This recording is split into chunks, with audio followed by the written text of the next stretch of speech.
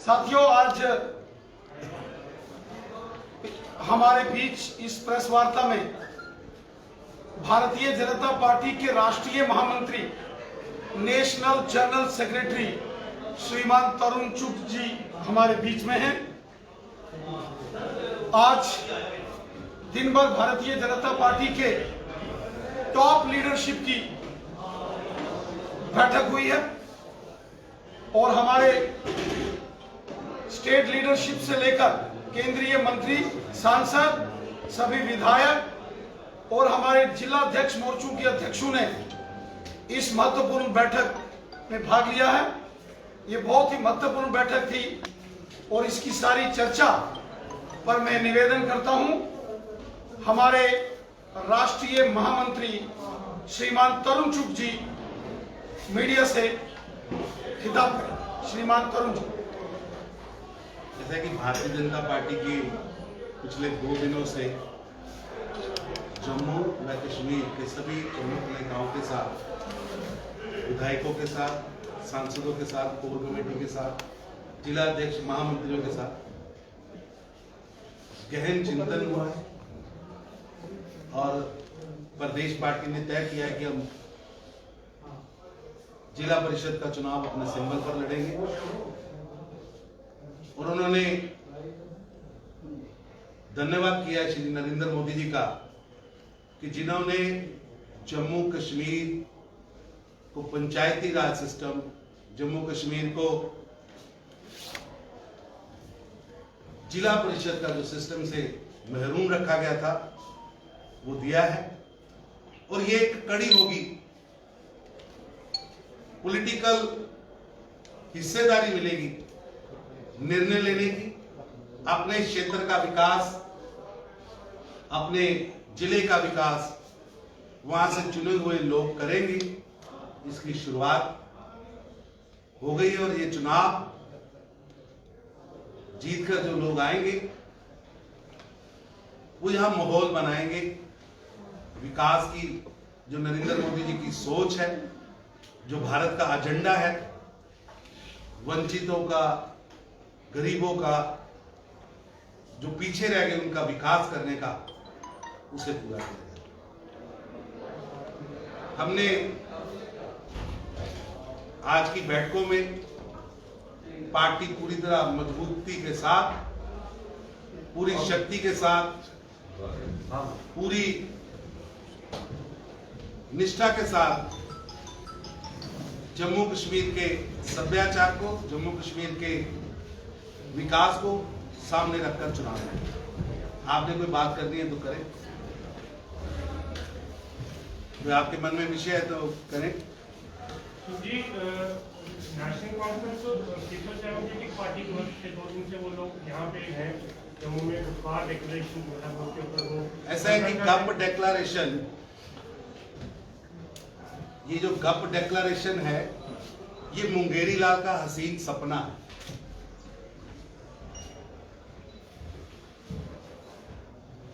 ये पूरा होने वाला नहीं है। आज कोई सोचे कि 370 वापस आएगी, चाइना भारत में आएगा, पाकिस्तान मदद करेगा, मैं समझता हूं ये मुंगेरी लाल के सपने से भी आगे। इतनी बड़ी गप रेड़ रहे हैं सब मिलकर, उन्हें भारत का मिजाज समझ नहीं आ रहा। अब देश अपनी आंतरिक सुरक्षा करना भी जानता है, बाहरी सुरक्षा भी करना जानता है। जिस तरह से देश को डराने का काम, जम्मू कश्मीर के साधनों को लूटने का काम, ये अब्दुल्ला एंड सन्स और मुफ्ती एंड सन्स 7 दशक तक करते रहे हैं। आज जम्मू कश्मीर की जनता और भारत की जनता, स्टेट की जनता और पूरे देश की जनता उसे स्वीकार नहीं कर रही और उन्हें भी पता है कि आज वो सबसे ज्यादा कमजोर स्थितियों में पहुंच चुके हैं। इसलिए वो गप गैंग बना लें, गद्दार गैंग बना लें। ना जम्मू कश्मीर की जनता को गप चाहिए, ना गद्दारी चाहिए। जम्मू कश्मीर की जनता को विकास, गली नाली, मोहल्ला, पुल और राष्ट्रवाद चाहिए, सुरक्षा चाहिए, आंतरिक सुरक्षा चाहिए, बाहरी सुरक्षा चाहिए। जो नरेंद्र मोदी जी ने एजेंडा विकास का, राष्ट्रवाद का, आज उसी एजेंडे पर जम्मू कश्मीर को चल रहा है। आज यहां के नौजवानों को रोजगार चाहिए और उन्हें पता है कि 7 दशक तक जिनके हाथ में कलम आनी चाहिए थी, कंप्यूटर आना चाहिए था, उनके हाथ में पत्थर किसने पकड़ाए? उनके हाथ में AK-47 किसने पकड़ाई? किनके बंगले बने और किनके घर उजड़े? किनकी हैंड सन्स चली, सीरीज ऑफ हैंड सन्स, लूटने की सीरीज, 7 दशक तक लूटा। अब जम्मू कश्मीर के साधनों को लूटने नहीं देंगे। जम्मू कश्मीर के बच्चों को रोजगार मिलेगा। जम्मू कश्मीर भारत के बाकी प्रांतों की तरह उसी स्पीड से, जिस स्पीड से कर्नाटक, जिस स्पीड से गुजरात, जिस स्पीड से महाराष्ट्र, जिस स्पीड से दिल्ली, जिस स्पीड से हरियाणा, जिस स्पीड से पंजाब चल रहा है, उसी स्पीड से जम्मू कश्मीर चलेगा और भारत का सबसे अग्रिम प्रांत बन गया। सर, अगर बात की जाए रिहैबिलिटेशन पॉलिसी की, उसको लेके जम्मू में बहुत सारा गुस्सा देखने को मिल रहा है। जो यूथ है इस वक्त वो परेशान है। उनका साफ कहना है कि आप हमें भी बंदूकें उठानी पड़ेगी नौकरियां पाने के लिए, जब आप डिफेंस उन लोगों को डिफेंस में नौकरियां देने की बात कर रहे हो। ऐसा है, स्टेट इश्यूज राणा जी लेंगे, वो आपको बताएंगे, लेकिन मैं एक बात स्पष्ट कर दूं, जम्मू कश्मीर के नौजवानों को आगे लाने के लिए हमारी सरकार यहाँ साधन उपलब्ध कराएगी। हम इसकी, हमने एक बड़ा प्लान बनाया है जिसपे काम चल रहा है और आने वाले 2-3 सालों में जो 70 साल की बुराइयां, अभी तो हमारा समय उन गंदगी को दूर करने में लग रहा है। ये गंदगी दूर हो रही है, इसमें नई अच्छी इमारत बनेगी। लेकिन मैं एक बात स्पष्ट कर दूं, ना भारत का कोई नागरिक, ना जम्मू कश्मीर का, इस प्रांत का कोई नागरिक बंदूक उठाने वालों का समर्थन देने था, ना है, और ना ही हम ऐसे लोगों के साथ बातचीत करेंगे जिनके हाथ में हथियार, जिनके हाथ में हथियार है। उनकी एक ही जगह है, वो कब्र। जो भारत के खिलाफ बोलेगा उसकी एक ही जगह है, कब्र। कल उमर अब्दुल्ला ने ये कहा कि जब भारत 1970 और 35 से उनको हटाया गया, उसके बाद कहा गया, पहले सबसे पहले सत्यपाल मलिक ने कहा कि 50,000 नौकरियां देंगे, फिर मुर्मू साहब आए, उन्होंने कहा 1 लाख देंगे। अब मनोज सिन्हा साहब हैं और 10,000 नौकरियों के लिए 8 लाख लोग आवेदन दे रहे हैं। इसमें PhD करने वाले लोग भी हैं जो कि असिस्टेंट, अकाउंट असिस्टेंट की जॉब के लिए अप्लाई कर रहे हैं। तो दुर्भाग्य है, किया क्या 370? ऐसा है कि आपको केवल लग रहा है, आप ऑडिट कर रहे हैं 5 अगस्त से लेकर आज तक। मैं आपको स्पष्ट कह रहा हूं, एक लंबा प्लान जम्मू कश्मीर के विकास का, जिसपे हमने काम शुरू किया है। आप 10,000 की बात कर रहे हैं, शायद कल ही एक इंटरव्यू है, उसमें 11,000 लोगों को नौकरी, रूरल, एक लंबी श्रृंखला है। अब वो नहीं हो सकता कि महबूबा एंड मुफ्ती और उनके लोग नौकरियां बेचें। अब वो नहीं हो सकता अब्दुल्ला एंड सन्स की दुकान पे माल बिक जाएगा। योग्य बेटा और बेटी नौकरी के लिए आएंगे और बिना रिश्वत, बिना भ्रष्टाचार, सेल नहीं लगेगी महबूबा एंड सन्स की, कोई सेल नहीं लगेगी मुफ्ती एंड सन्स की, अब्दुल्ला एंड सन्स की। जम्मू कश्मीर के आम नागरिक का अधिकार, जम्मू कश्मीर के हर बेटा और बेटी का अधिकार इस धरती पर है और उसका हिस्सा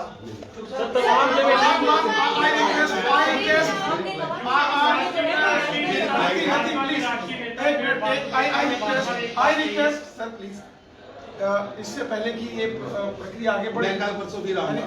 मैं डॉक्टर जितेंद्र सिंह जी से निवेदन कर, आप कोई anybody wants to any question? Sir मेरा सवाल है सर, तमाम दिल्ली वेजर्स का सवाल है सर, तमाम रिगार्डिंग दिस मीटिंग जो आज मीटिंग हुई है, देश का मसला है, वो आप मुझे बोल सकते हैं। सर, सवाल ये है कि मैं स्टेट के भी बताऊंगा। मैंने तो भी टिपिकल बात इसी के साथ हमारे बीच में डॉक्टर जितेंद्र सिंह साहब भी हैं। Yogi Adityanath honourable union minister Shri doctor Jitendra Singh ji is also here. अब यूपी में होगा, नक्सलवाद को खत्म करने का बात। पर वहीं नड्डा साहब ने ये बात क्लियर की है कि 300 से ज्यादा आतंकवादी आने वाले हैं, एनडीए को वोट दीजिए। किस तरह से दो अलग अलग बयान जो है वो नेशनल, अगर देखा जाए नेशनल बीजेपी दे रही है, वो आप किस तरह से देख रहे हैं? आपने कहा कि इसमें जवाब आप ऐसा ही देंगे। ऐसा है कि पाकिस्तान आतंकवाद की फैक्ट्री आज पूरे विश्व के अंदर सबको पता है। दुनिया में कहीं भी घटना हो आतंकवाद की, उसके पीछे पाकिस्तान निकलता है। वो तैयारी करेंगे, वो भेजेंगे नहीं, लेकिन भारत की सेना उन्हें कब्र के लिटाने के लिए तैयार बैठी है। वो आए, उन्हें कब्र में लिटाएंगे, एक भी आतंकवादी बख्शा नहीं जाएगा। ये स्पष्ट सोच, नीति और नियत स्पष्ट है। एक भी आतंकवादी बख्शा नहीं जाएगा। जीरो टॉलरेंस ऑन टेररिज्म, ये भारत के प्रधानमंत्री श्री नरेंद्र मोदी की स्पष्ट सोच। सर मीटिंग आज जम्मू में हो रही है ना सर, मीटिंग जम्मू में हो रही है गुप्कार की, मगर आप लोगों ने कहा था कि जम्मू में अगर वो आते हैं हम जम्मू में उनको सफल नहीं होने देंगे, मगर वो आज मीटिंग जम्मू के अंदर हो रही है सर। गुप्कार की मीटिंग हो रही है सर, गुप्कार की मीटिंग हो रही है। गद्दार गैंग, कप गैंग, और ये मैं नहीं कह रहा, आप जम्मू कश्मीर के किसी गांव में जाएं, वो आपको कहेंगे ये कप गैंग है, गद्दार गैंग है। इसको कोई आज पॉलिटिकल माइलेज नहीं है। Shri Sunil Bhatt ji, Sir, time and again the national leadership has been ensuring that the state would definitely be restored to Jammu and Kashmir after the delimitation commission. Sir, how do you come to that? ये जो आप कह रहे थे गुप्कार का, इनकी हमें जो पहले बातें हो चुकी हैं दोहराने की जरूरत नहीं, बहुत ज्यादा फलसफे में जाने की जरूरत नहीं। आप पत्रकार हैं, हमसे ज्यादा अनुभवी। जब ये कहा गया कि 370 को हटाने से हम सहमत नहीं हैं, तो आपको ये प्रश्न करना चाहिए था कि इसको हटाने का निर्णय भारत की संसद ने लिया कि नहीं लिया। हमने से ज्यादा पढ़े लिखे, उसमें सांसद नेशनल कॉन्फ्रेंस और पीडीपी के थे कि नहीं थे। उसमें संसदीय प्रणाली की मर्यादा का तकाजा है 2 विकल्प। अगर आप खामोश हैं तो इसका मतलब है your party collective decision, whether you internally agree और नॉट। अगर नहीं है तो कम से कम त्याग पत्र दे दें। You can not be allowed to have cake and eat too. Rajya Sabha में 2 सदस्य पीडीपी के हैं, लोकसभा में 3 सदस्य नेशनल कॉन्फ्रेंस के हैं, और आप कहते हैं इससे मुतफिक। दूसरी बात, यदि ये कहा जाता है कि समय आएगा कोई भी राजनीतिक दल होगा मजबूर हो जाएगा, तो पूछना चाहिए कि कांग्रेस का क्या इस पर, क्या कांग्रेस इसको मुद्दा बनाएगी? हम तैयार हैं, चुनौती देते हैं। Let this be an election plan on behalf of Congress कि अगर हम केंद्र में वापस आते हैं तो हम 370 को दोबारा लाएंगे। तो ये जो दोहरी बातें हो रही हैं, जिसमें खुलकर के भी कोई स्पष्टता नहीं आती, उसमें प्रश्न चिन्ह उठना चाहिए, वो तो उठ नहीं रहा। क्या है कि जो सत्ता पक्ष में है उनको प्रश्न करना आसान है, कुछ भी पूछ लीजिए, अगर सफेदी उतरी हो तो क्यों नहीं आप भाई सत्ता में नहीं। लेकिन ये प्रश्न कहाँ है? ये तो मूल प्रश्न है।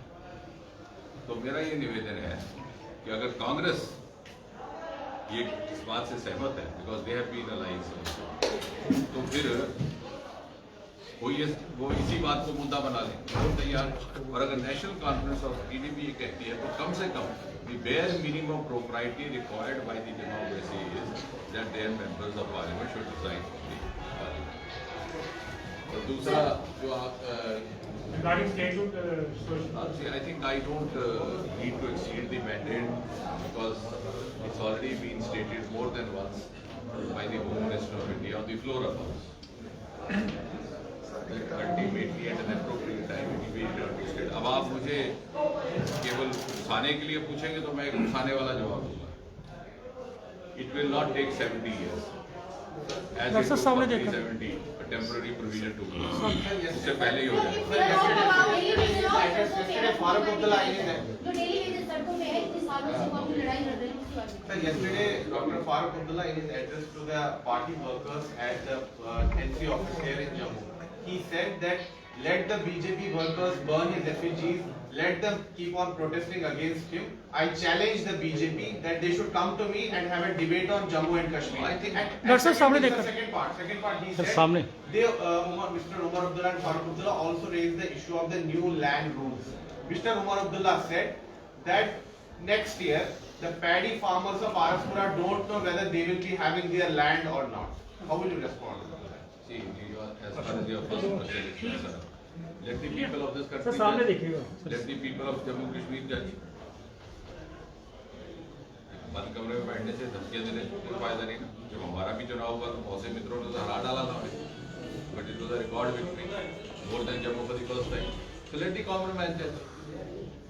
अगर वो हमको सजा देंगे तो हम स्वीकार करने को तैयार हैं, उसे वे हमें सजा देंगे तो हम स्वीकार करने को तैयार हैं। ये कह देना कि मेरी पुतले तो सबके जल रहे हैं, जो सार्वजनिक जीवन में आया पुतला जलता है। पुतला क्यों जलाया जाता है? क्योंकि पुतला जलाने से खबर बनती है। इसका अर्थ ये नहीं कि चुनाव जीतना है। We should not get carried away. But would you like to accept his challenge? He's saying come on. We are a 24/7/365 party. ये कोई इलेक्शन के समय उजागर होने वाली पार्टी नहीं है। We are ready for every challenge and we have faced challenges. अब आपकी बात आई, एक बात ध्यान से सुनिए, क्योंकि आपको सवाल का उत्तर नहीं मिल रहा है, इसलिए बार-बार आपको मजा आ रहा है। डेली वेजेस 20 साल सड़कों पे, सुनिए, किसने लाया सड़कों पे? पहले लेट्स स्टार्ट फ्रॉम देयर। 2014 तक केंद्र में सरकार किसकी, यहाँ किसकी? ये पाप पिछले हैं, घंटी हमारे गले में डालने की कोशिश करते हैं। हम इनके साथ सहानुभूति कर रहे हैं। मैं आपको बता रहा हूँ, मैं 2 घंटे इनके साथ बैठा, उनके साथ जलपान हुआ, ये मेरी बात से सहमत हुआ क्या था? समय समय पर कौन सी सरकारें बनती रही? कांग्रेस पीडीपी, कांग्रेस नेशनल कांग्रेस, जो नया मंत्री बना पैसे लेकर बैंक डोर एंट्री की गई। मुझे कोई संकोच नहीं है कहने पे, they have fooled the youth of this erstwhile state। क्योंकि कोई आता था रेवन्यू सेल बनाता था, कोई आता था डेली वेजर बनाता था, कोई आता था कैजुअल लेबर लगाते जाते थे और कहते थे कि भाई ये जम्मू कश्मीर का पैर फंसा लो, बाद में पक्का हो जाएगा। एक बार हुआ था पक्का, रिफ्रेश योर नॉलेज, 90s में एक बार आदेश आया था, फारूक अब्दुल्ला साहब जो मुख्यमंत्री थे, कि जो 7-7 साल वाले हैं उनको पक्का कर दिया। उसी की आड़ लेके ये करते गए, लेकिन अब 2005 में यू गॉट RTI है। मीनवाइल लोग जागरूक हो चुके, वोटें सतर्क हो गई, इलेक्ट्रॉनिक मीडिया आ गया। आज ये उन्होंने लगाए हैं और अब क्या हुआ है स्थिति, इनको मैंने समझा और ये समझते भी हैं इस बात को। कोई ऐसी, देखिए, अगर आप सच बोल के तर्क रखेंगे, प्रोटेस्ट का कोई अगर प्रोटेस्ट से अगर मिल सकता है तो हम व्यवस्था करने को तैयार है। तो प्रोटेस्ट से हम डरने वाले नहीं है। प्रोटेस्ट तो चलो नाम, अगर एक्चुअली मेरा पुतला जलता है तो खबर बन जाती है, वैसा कॉम्प्लीमेंट टू मी, वो बात नहीं है, लेकिन उनको समझाना है। हाँ, आई एग्री एंड आई से this on record, it is inhuman that a person और a family is paid 200 per day. आज के जमाने में 200 रुपए से कैसे चलाएगा गाड़ी? तो बिल्कुल उनके साथ बहुत ज्यादती है, अमानवीय। लेकिन ये किए पिछले, हमें पिछलों के पापों का प्रायश्चित करने के लिए एक अगर हमें अवसर मिल रहा है तो हम उससे पीछे नहीं हटेंगे। लेकिन अब उसका तरीका क्या है आप मुझे बताएं। आप पढ़ी लिखी है, आज घर जाके अध्ययन करके परसों में फिर आना मुझे समझाना इसका क्या तरीका है। मैं बताता हूँ जो पॉसिबल ऑप्शंस है 1 by 1, एंड मैंने इनके साथ डिस्कस किया, क्योंकि प्रदर्शन करने से नौकरी मिल जाती तो वो कठुआ में 100 नर्सेज बैठ गई बाहर कि जी हमें निकाल दिया। हमने उनके पास जाने को मुश्किल तो हो रही थी प्रशासन, मैं उनके बीच में गया, मैं कहते देखो बेटे आपको लगाया था ये सोच के कि till the permanent appointees are written test हुआ, आप बाहर हो गए। अब अगर एक बच्ची भी गरीब रिटन टेस्ट से आती है तो हम उसके साथ खड़े होंगे, चाहे 1000 बाहर प्रदर्शन करें, because we are following system. Interview समाप्त हो गया, पहली बार हुआ ना। मोदी जी ने आह्वान किया था लाल किले से 15 अगस्त 2015 को कि जब वो इंटरव्यू की कॉल आती है, घर में भूचाल आ जाता है, बच्चा इधर उधर दौड़ता है, कहाँ से जैक लगाओ। और उसी इंटरव्यू की आड़ में लेकर के इतना पाप हुआ, जिसके 95% नंबर हुआ करते थे रिटर्न में, उसको फेल कर दिया जाता था वाइवा में ज्यादा नंबर देके, और इंटरव्यू में जिसका 0 होता था या जिसके कम होते थे उसको बढ़ा करके रिटर्न टेस्ट को दरकिनार कर दिया जाता। अब वो प्रथा अगर इंटरव्यू होगा भी that will be only qualifying, यानी कि अगर आप कंप्यूटर में आ रहे हैं समझ नहीं लीजिए। फिर आप मुझे बताना यू विद मी। उसके बाद 3 साल लग गए, बिकॉज मैं DOPT से डील कर रहा था, इंटरव्यू यहाँ लागू नहीं किए गए। क्यों नहीं लागू किए गए? कहने साहब हम अपने लोगों को कहाँ लगाएंगे? भाई अपने लोगों का क्या मतलब हुआ? दूसरा का बच्चा आपका बच्चा नहीं। गवर्नर राज लगने के बाद, एलजी के आने के बाद यहाँ इंटरव्यू की प्रथा समाप्त हुई। अब जहाँ तक इनका संबंध है, अगर आज आप रिटन टेस्ट करेंगे, बहुत से लोग ओवर एज हो गए। एक विकल्प ये भी आया था कि इनको 5 नंबर एक्स्ट्रा दे दिए जाए, फिर उसमें ये आया कि जो ओवर एज होंगे नहीं आ पाएंगे।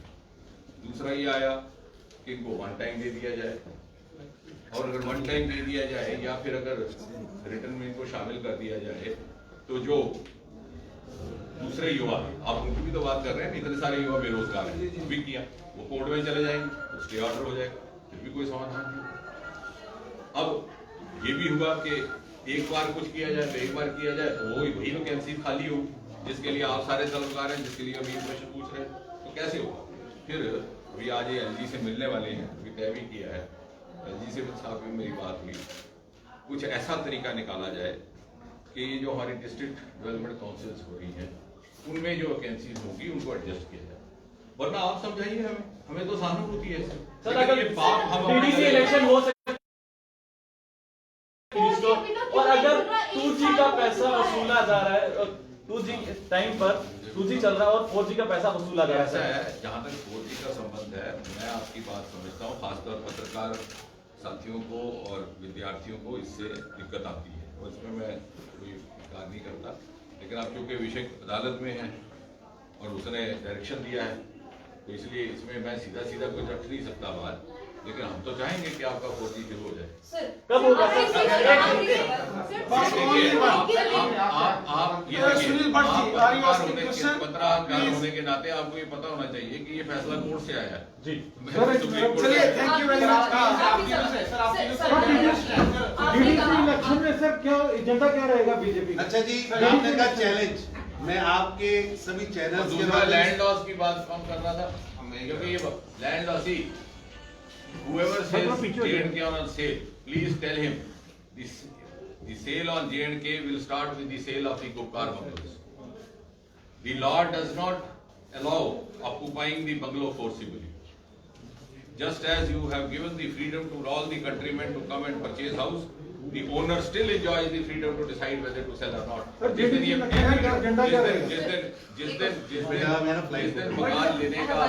जिस दिन मकान लेने का अधिकार आ जाएगा, तो इतने खूबसूरत बंगले जो डल झील के किनारे बसे हैं, सबसे पहले तो उन बंगलों को ऑक्युपाई किया जाए।